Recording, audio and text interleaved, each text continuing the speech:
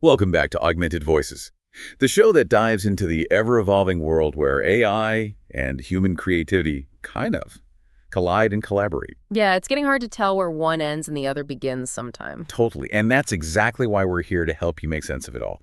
Today, we're zeroing in on some of the brand new AI tools that have just dropped. Hot off the presses, some are pretty slick, some are a bit concerning. Right. Like, is this progress or are we opening Pandora's box here? Anyway, we've been combing through articles, reports, all this, the good, the bad, and the ethically questionable, so you don't have to. So you can just sit back, relax, and let us do the heavy lifting. Exactly. So buckle up because the AI landscape is shifting fast and we're about to break it all down for you. Let's do it. All right, first up, let's talk about something a little fun, a little familiar social media. Snapchat, the OG of AR filters, is jumping on the AI bandwagon big time. Yeah, they just rolled out these new AI-powered video lenses. But these aren't just your average puppy dog ears or flower crowns. No, these are like next level stuff. We're talking generative AI actually creating moving animated elements right there in your videos. It's pretty wild. And here's the catch for now. You got to be a Snapchat Platinum subscriber to play with them. That's like $16 a month if you're keeping score. So they're putting some of the coolest AI features behind a paywall.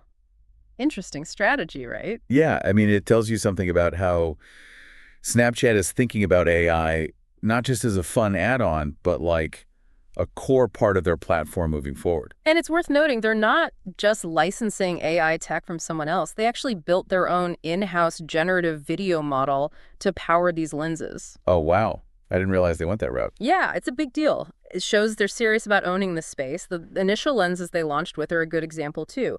There's one with a raccoon that looks like it's cuddling you, a fox that kind of pops up in your scene, and this really cool one where the camera zooms out to reveal a bunch of spring flowers. That's smart, though, starting with those kinds of playful, universally appealing themes. Totally. And they said they'll be adding new lenses every week, keeping it fresh and keeping people coming back. It's all accessible right there in their usual lens carousel, so it's super easy to use. This feels like a way to differentiate themselves from the competition, too, right? Like Instagram and TikTok, they're both playing with AI, but nothing quite this advanced yet. Definitely. And by building their own AI, Snapchat gets more control, can tailor their innovations, and probably saves money in the long run compared to licensing tech from someone else. It's a smart move. So the question is, will people pay for it? Is this paywalled AI content the future? That's the million-dollar question. It's a big gamble, but it tells us something about where the tech industry might be headed. Like, remember, Snapchat also has their own text-to-image model in development. They're going all in on AI. So it's not just Snapchat. We're seeing this across the board, right?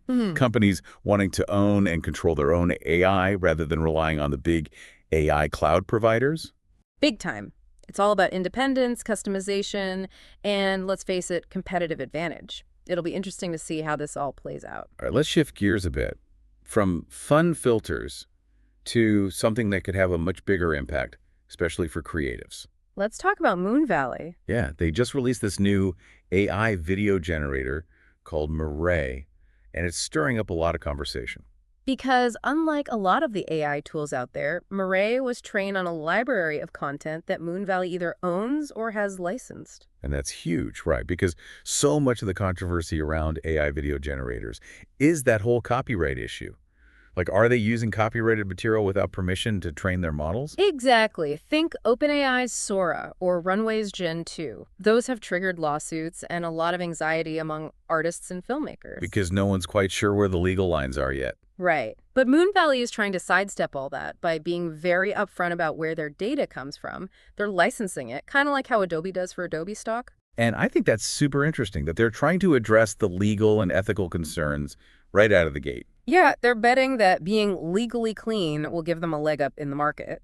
And it could be a smart move because a lot of creators are understandably worried about their work being used without their consent. And beyond the legal stuff, Mirai is actually pretty impressive technically. Oh yeah, it's got some cool features. You can fine-tune details like movement, even wind effects, which is pretty wild. Generates HD video up to 30 seconds long.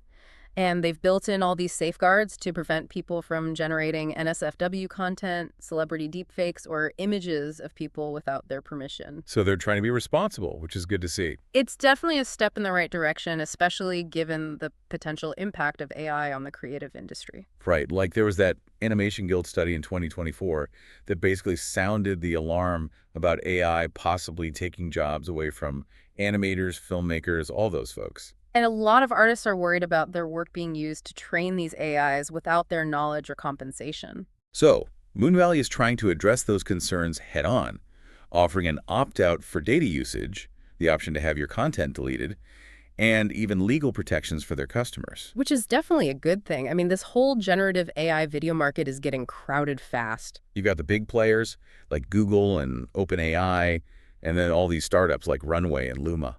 And Moon Valley is hoping that their focus on legal compliance will make them stand out from the crowd. Makes you wonder, though, could this become the new standard for AI companies, buying licenses for all their training data? It would definitely change the game. Could make AI development a lot more expensive, which might limit who can afford to do it. Right. And that could have a whole set of implications for who gets to control and benefit from this technology. Definitely something to keep an eye on. All right, let's talk about a tool that might be flying under the radar for most people, but it's causing quite a stir among web developers and designers. Same.dev, right. Yeah, this one's kind of crazy. It was created by a developer named Aiden Bai, and basically it can clone entire website user interfaces, like with scary accuracy. Very good. Right. It analyzes the whole structure, the style, the images, everything, and then spits out a working React project that's almost identical. And it's not just like basic websites. I've seen demos where it clones the landing pages of huge brands like Nike, Apple TV, even Minecraft. And the thing is, you don't even need to know how to code to use it.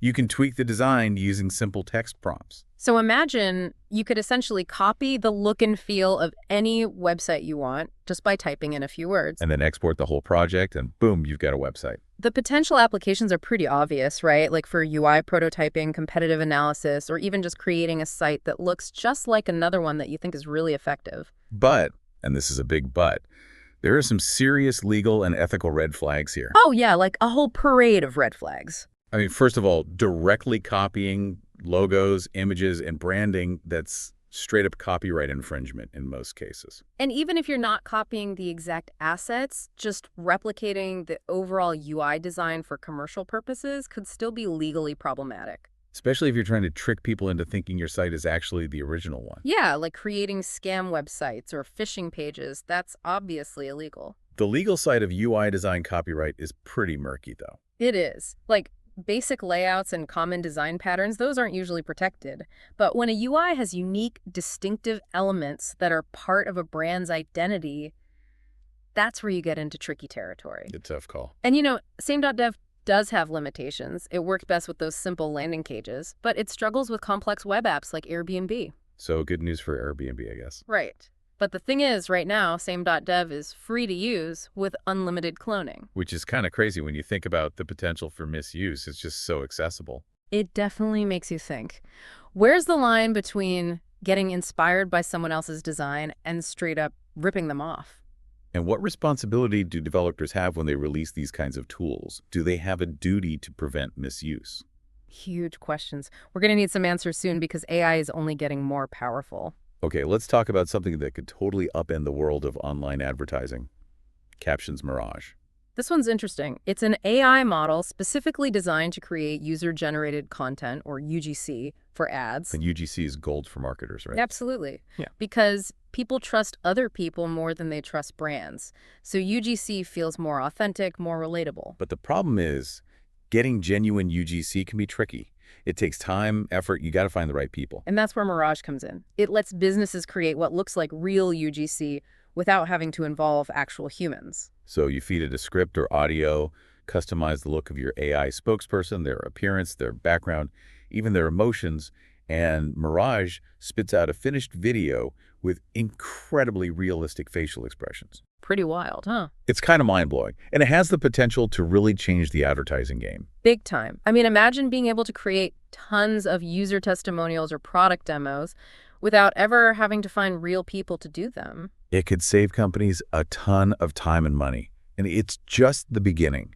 This is AI stepping into a whole new realm of content creation. We've had AI text generators, AI image generators, and now AI video generators that can create what looks like real people talking about your product. The potential is huge, but so are the ethical concerns. Oh, absolutely. I mean, if ads are using fake people without clearly disclosing that they're AI generated, isn't that misleading to consumers? Right.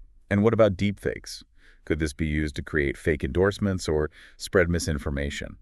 And then there's the bigger question of trust. If we can't tell the difference between real people and AI-generated avatars, does that erode our trust in all online content? It's a slippery slope. It is.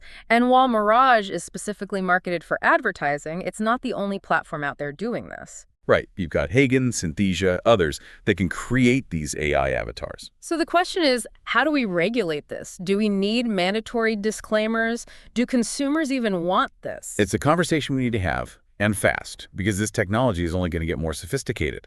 Agreed. Finally, let's talk about some big news in the world of voice AI. Cartesia just released Sonic 2.0, and it's a major step forward in voice cloning. Yeah, this is a big one. The crazy thing is, it only needs a 3-second audio sample to clone someone's voice with incredible accuracy.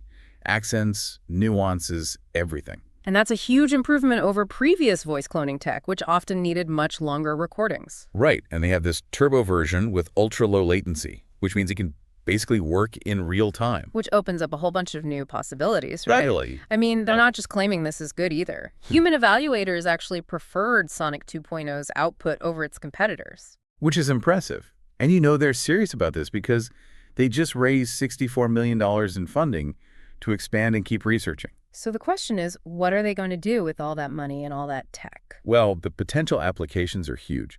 Think about streamlining content creation, like dubbing movies and TV shows in different languages. Or personalized customer service, where you could have an AI assistant that sounds exactly like a real human. Or even helping people with speech impairments communicate more easily. So many possibilities, but also some serious ethical considerations. For sure. I mean, this tech could be used for all sorts of shady stuff, impersonating people for fraud, creating deepfakes that are even more convincing. And then there's the privacy issue. What if someone clones your voice without your permission? Right. So we're going to need some clear guidelines and safeguards to make sure this technology is used responsibly. Absolutely.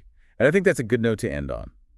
We've covered a lot of ground today, from playful AI filters to some seriously powerful tools with huge implications. And it's clear that AI is advancing at an incredible pace, and it's impacting pretty much every aspect of our lives. But with all this innovation comes a lot of questions.